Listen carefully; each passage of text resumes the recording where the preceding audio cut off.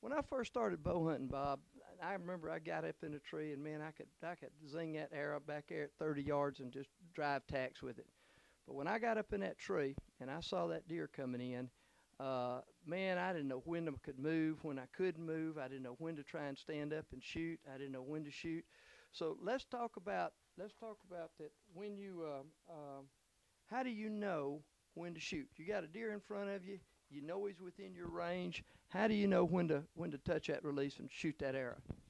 Well, that's easy to talk about, John, but I think what I've told people in our bow hunting schools over the last 30 years or so is you need to run off about a dozen of them just to get it out of your system before you start. That way you don't feel quite so badly about it because it's going to happen. You learn how to recognize when to move and when to stay still by making mistakes.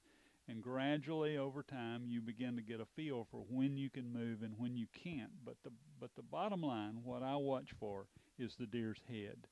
When his head is facing away from me, when his head is behind a bush, when his head is behind a tree, when his head is down, those are the times when you can move. If the deer is moving, you can move. If the deer is still, you stop moving. All right, Bob, you said you need to run off a few. You mean you need to spook quite a few deer. Would this be a good case for why you should start off hunting does? Oh, absolutely.